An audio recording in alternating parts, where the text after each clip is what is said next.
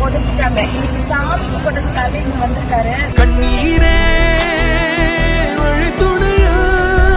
ஐயாச்சனத்தோட இனி அவர் எங்களோட அப்பா கருப்பசாமி. அவருக்கு ஹார்ட் பேஷண்ட்.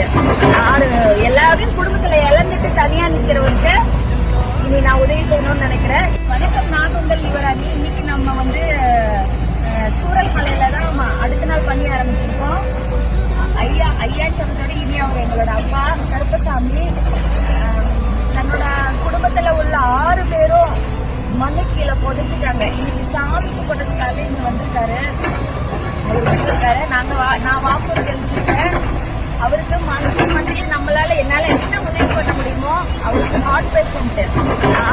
எல்லாரையும் குடும்பத்துல இழந்துட்டு தனியா நிக்கிறவருக்கு இனி நான் உதவி செய்யணும்னு நினைக்கிறேன். என்னால முடிஞ்சதை இனி நான் வந்து வயநாட்டுக்கு அவருக்கு அனுப்பிடுவேன். அது மட்டும் இல்ல, நான் வந்து என் சைட்ல இருந்து இப்போ இந்த கேம்பை விட்டு போறதுக்குள்ள இவங்க நேர்ல போய் வீட்டுல போய் பார்த்து என்னால இவங்களுக்கு என்ன பண்ண முடியுமோ அதையும் நான் வந்து பண்றேன். அக்கா மந்த்லி கொண்டு இப்போ அக்காவை நானும் அனுப்பி அவங்க வீட்டை பார்த்து அவங்களுக்கு என்ன தெரியும். இப்பவும் இங்க இருந்து கிளம்புறதுக்கு முன்னாடி நாங்கள் ஹெல்ப் பண்ணுவோம்.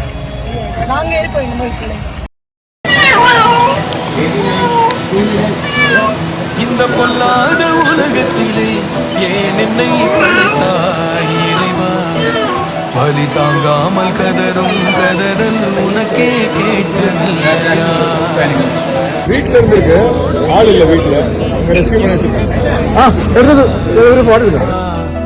கருங்கல்லான உனை நான் பொழுதும் தொழுதேன் போதவில்லையா?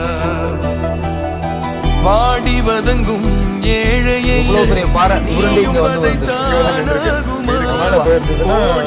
விளக்கை ஏற்றி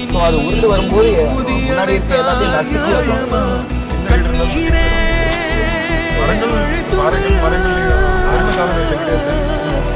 நின்றேனே.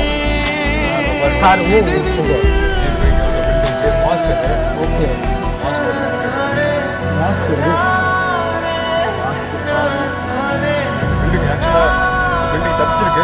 நிறைய பில்டிங்ஸ் வந்து சுத்தமாயிடுச்சு. இதெல்லாம் வந்து ஃபுல்லாவே